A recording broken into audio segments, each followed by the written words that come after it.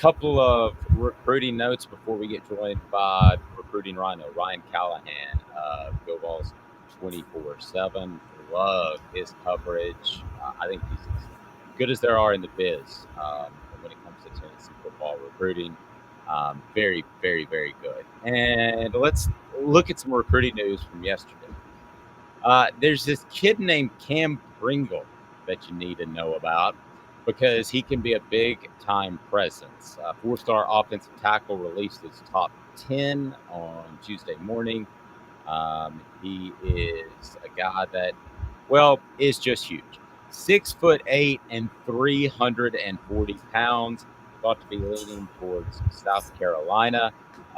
Pringle's high school, Woodland, in Dorchester, South Carolina, is just an hour away. I think I heard you say something as I was looking at the story. 6'8", 340. That's a goodness. That's a pretty big dude, right? That's a horse. Yeah. That's a horse. The crazy thing too is he's in the class of 2024.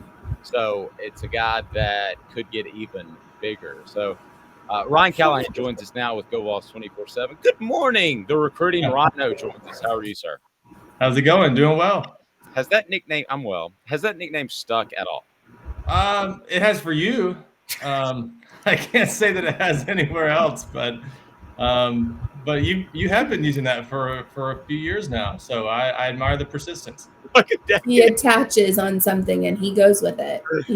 Against all odds. There's something to be said for that. There is. So I was just talking about Cam Pringle, who's 2024. So kind of getting down the line a little bit, but I'm curious if you see, because a lot of these seeds are planted early, if you already see significant momentum in the 2024 class before I ask you about some 2023 guys.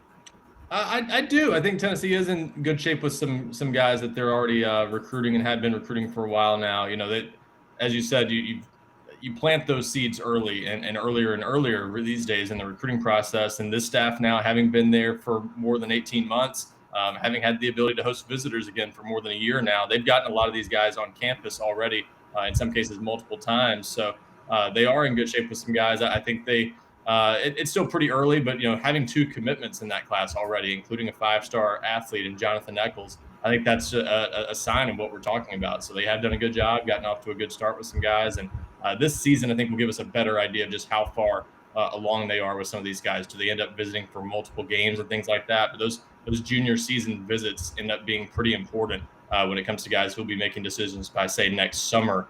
This fall will kind of give us a better idea of where they're really looking at and which schools they're most serious about. So let me ask you about some guys specifically as I scroll back through, because no question about it. And yes, John reminded me to smash that like button, smash that subscribe button, as well as I always forget to say that, Ryan. It's almost like call letters. I always drop the ball on that. Yeah, you got to just kind of keep chipping away at it, right? Keep asking people. Persistence. So let's talk. You wrote about a Tennessee receiver yesterday that is starting to a Tennessee prospect that is a receiver that is starting to kind of finalize his plans and what he intends to do. If you can just kind of address the receiver position as a whole, where is Tennessee now and where would they like to be? Yeah, they're an interesting spot at that position because you've got at least a few guys in this class who could project to play wide receiver. The main ones that we know are kind of projected wide receivers. Nathan Leacock out of North Carolina, who's had a very good start to his senior season. Just Friday night had 7 catches for 191 yards and 5 touchdowns, all in the first half of his game. A blowout win, but pretty impressive start to the season for him. He's shown good speed as well, that I think improved on his junior film a bit. So I think he is definitely someone Tennessee's excited about at wide receiver. And then Nate Spillman, an in-state commit from Lipscomb Academy in Nashville. So those 2 guys definitely wide receivers. The third one's a little bit of a mystery. 4-star athlete Cameron Seldon out of Virginia, a highly ranked prospect that wants to play wide receiver that Tennessee has recruited as a wide receiver, but because he has a little bit of position versatility, could line up in the backfield, maybe have kind of a multiple role on offense. We don't know exactly how he'll fit in to Tennessee's receiver plans, but because of that, they would like one more receiver in this class at least. And the guy you mentioned, Traylon Ray out of Florida, 4-star prospect in 24/7 Sports composite rankings. He is probably the best possibility left on the board for Tennessee right now, but they have some others they're looking at, and obviously still kind of kicking tires on some guys, like Carnell Tate, the Ohio State commitment that they battled Ohio State for back in the summer. So that there are other possibilities left on the board, but I think the best option left that's most realistic for Tennessee right now is Traylon Ray. He's taking his official visit to Tennessee next month right now for the Alabama game. So that's an important visit, and it looks like it will be close to a decision date for him because he wants to do something in October. So if they get one more receiver they really like, I think they'll feel pretty good about that position, but definitely not done there yet. Hit that like and subscribe button. I want to ask about Demarian Parker, but first, Ryan, tell us how we can follow your work, and people need to subscribe. If they like recruiting, if they like football, they need to subscribe. Yeah, $1 for the first month to check out the site. And I always say it's if there's a better time to sign up than during the season, I don't know what it is. Obviously, this is the time of year when there's so much going on the team side and in recruiting. So lots to check out on the site. You can go to govols247.com to check that out. $1 tries you for the first month, and then follow me on Twitter as well at Ryan Callahan 247. Although maybe I should switch that to the Recruiting Rhino. Bang! I love that. I shouldn't encourage it, right? No, you should. So go back to, excuse me. Let me get to Demarian Parker. Penn State commitment at one point, and now not. And just where do you think he stands? I think that's turning into, at least for now, a little bit of a 2-team race between Clemson and Tennessee. I think those are the 2 teams in the best shape. Florida's still in that one as well, and some other teams that might try to be factors with him in the coming months. So we'll see how that one shakes out. And I leave that very open-ended because if you followed his recruitment at all, he's had some pretty big swings throughout the process. At one point, coming off a visit to Tennessee in late May, he essentially named Tennessee his leader, went to Florida about a week later, and then he's calling Florida his leader. 2 weeks later, he goes to Penn State on an official visit. A few days later, he commits to Penn State. So it was sort of just a wild recruitment, and that means you can't rule out the same thing happening here down the stretch, especially as he gets closer to signing day. And you never know, especially this year, we'll see how NIL changes things. I think this year has the potential to really cause some erratic swings late in the process, depending on how aggressive some of this stuff gets, and you never know with a player like Parker because of that, and because of other factors, frankly, that one could be just a wild recruitment down the stretch. But right now, Clemson, I think, is the team that feels pretty good about its chances. He just went there on a visit. They offered, I think, in early August, and they're already set to host him on an official visit later this fall too.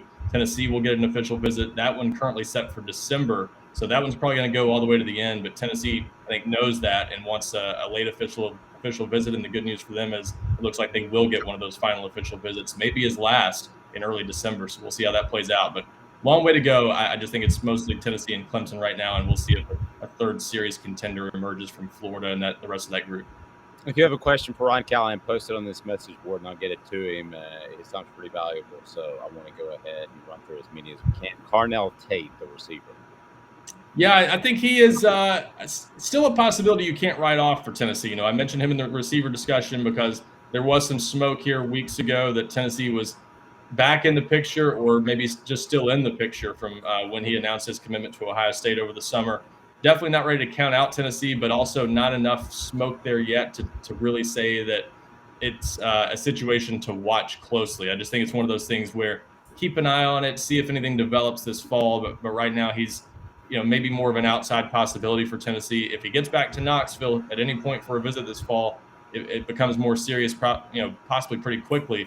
But until that happens, I think you have to kind of view that a bit skeptically and say, we'll see if anything comes of it, but it's at least a possibility to keep an eye on. So it was Tate that tweeted out a picture of him himself in a Tennessee jersey. After the commitment, is that just commonplace nowadays? It's been a minute since I've covered recruiting, Ryan, and I hate that saying. I can't believe I just used "it's been a minute." I'm too old for that. But it's been a while. So I mean, do you read anything into that nowadays when somebody does something like that, or is it just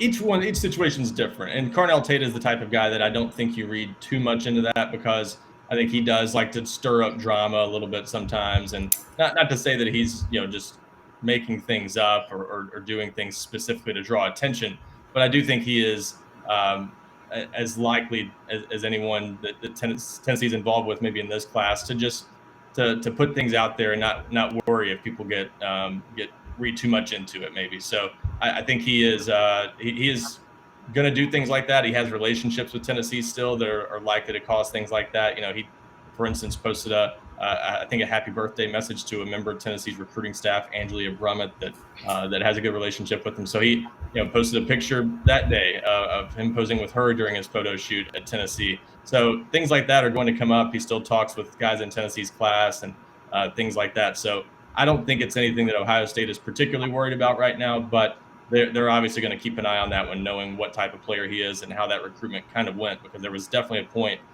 maybe a few weeks before he committed to Ohio State, that Tennessee thought they were in pretty good shape there. So it's at least something that Ohio State has to watch. And, I would take a little bit more of a skeptical view of some of those social media posts. They don't always mean as much as fans would like them to mean when they see a photo like that from a photo shoot on a visit. Yeah, and I know we're going to jump into actual football because it is during the season, and Amanda's got a couple of questions for you. But I did want to ask you, could he be one of those guys at all that kind of gets caught up in the recruiting process, the term I used to use? I remember Jalen Ramsey coming up to me saying, "You want to interview me?" leading into his junior year. And let's say he got caught up in the recruiting process, criticized my stories later on, asked me to take them down, and we all know that he likes some Jalen Ramsey. If you had experiences like that, could Carnell Tate be that type of guy or no? I don't get the sense that it's anything quite like that, but it's yeah. I mean, you do run into things like that sometimes, but I don't think there's anything too out of the ordinary with Carnell Tate, and you see that with some guys, that they're going to continue to throw things out there even after they've committed, and sometimes it is just to get a rise out of people because they know fans of different teams still follow them and they enjoy, especially after they commit. Sometimes players will revive talks a little bit because things die down after you commit. You're not being talked about all the time, and so you want to hear your name being thrown around a little bit by some fans of other teams, and just to get yourself maybe back in the headlines a little bit. So not to say that he'll get caught up in any of that, but I do think sometimes prospects just sort of decide to throw something out there and not worry about if it becomes a big deal because, hey, people are talking about me. It's kind of fun. Is that just complete narcissism? I mean, at its finest? I'm just wondering. I can answer. Yes, it is. Hold on. Let's not get into the psychology of recruiting too much. We could spend all day. There's a lot to that, but yeah, talking narcissism, and I guess along with that, arrogance, and the difference between arrogance and confidence. The past, I guess, couple of days, Tennessee's wide receivers have been kind of talking in a more of an arrogant type of way to the media, saying that they're the best wide receiving core in the nation and all this other stuff. What do you make of that? Do you think that it's confidence, or do you think it's more arrogance, or is there holes here that Tennessee fans need to worry about? Just your take on that. Yeah, I don't think it's anything to worry about. I think what you're looking at there is just it is a confidence, and I think there is a fine line to walk there a little bit in coaching and as a player, because you have to have, I think, that confidence to be a top level player in the SEC against the type of competition you're going to face in a top conference like that. You just have to think you're one of the best players in the country, and that kind of comes with the territory. Hendon Hooker is a good example of that. He's one of the nicest guys you'll ever run into, and humble and appreciative of everything he gets. But when he goes between those lines on Saturdays, he doesn't think there's anybody on the field better than him. And it's not so much a cockiness or confidence, or arrogance. It's just a confidence in his abilities, and that's how you have to feel a lot of times. So I think that's mostly a healthy confidence. But I think in Tennessee's case, all those guys have a pretty good head on their shoulders. I don't read into that as too much arrogance, but the way their offense runs, especially the numbers they're going to put up this season, I think they probably deserve to have a little bit of confidence. They're in an offense that's putting up a lot of points, and they're the main beneficiaries of that, aside from Hendon Hooker. So makes sense. But I think you do see that with athletes, and that's just kind of something you have to understand is part of the mindset that it takes to go out there and dominate on Saturdays. Yeah. Or dominate weekdays at 8:30 on our YouTube channel. Hit the like and There you go. yeah. Those are the segues you get paid the big bucks for, man. That's great. That's right. I hit that like and subscribe button. That's what we want to see. So, a question on our message board: any official visits for the Florida game? I would imagine there's one or two. Yeah, there will definitely be, I think, a lot of guys in town for that game. I think Tennessee will, at least as of right now, a few official visitors. David Hobbs, a 4-star defensive lineman from North Carolina, is looking to be in town for that game on an official visit. You also have so a lot of unofficial visits, but the official visitors, I think some possibilities that are out there that, guys that are committed to other schools. So we'll see if some of these come together. But like Wilkie Denaud, a 4-star defensive lineman from Florida, who is committed to Auburn. So some guys like that are out there, but at least a few names that we know of right now that are planning official visits to Tennessee for that game. So I think that's going to be a big visit weekend, and unofficial visits in particular, I think will be really big for Tennessee to see who all they get in, because I think that's their star-studded recruiting weekend of the season, and I think they're expecting that to be a pretty big show. So we'll have obviously a lot more on that over the next 10 days or so on Go Vols 24/7. That's right. And I should ask you about the Akron game. That's fine. It looks like God is shining down on Ryan. It's something like that. With the Yeah. glare. I think it looks kind of cool. It's getting brighter. Let me leave you. You're good. Let me leave you with this. There we go. Oh, there he goes. It went away. Yep. And Ryan still doesn't have a wrinkle. Wait till you get a couple of years old. I'm just hiding them all. He's a Botox filler guy. Ryan, Akron this week is obviously not the same as Florida, but anybody in town of significance? I think we will see some guys in town this weekend.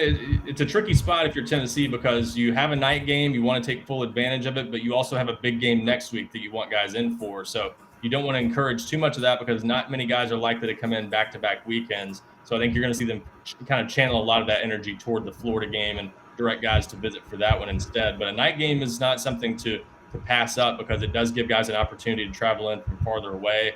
So in some cases, it might be easier for someone to come in from, say, Florida or Louisiana, somewhere like that, for a night game, as opposed to a 3:30 game against Florida, just because they play on Friday nights. So I would not be surprised if a few quality guys end up in town for this one, but that is the tricky part, is if you're pushing for a visit this week, you're less likely to get them back in town next week for the Florida game, and that's obviously the big game atmosphere. We'll see if they do Checker Neyland or anything like that. You want to have that environment on display, because that's obviously a day that is sort of a banner day for Tennessee. Regardless of the outcome of the game, it's going to be a fun environment. I say this with zero hesitation. For the most objective, best recruiting coverage, Go Vols 24/7. Ryan Callahan is the man. Thank you for the time, sir. I appreciate that, Dave. Thanks a lot, and we'll see if we can get the nickname to stick. But I appreciate you fighting the good fight. Thank you. I'm trying. Ryan Callahan, Go Vols 24/7. I love his success. I love that guy. I mean, first time I met that guy, I was like, man, he's a cool dude, and I think he really, really gets it. I'm older than him, and yeah, but he just talk about knocking it out of the park. He does that on a daily basis, and really objective, and that's not the case in all situations.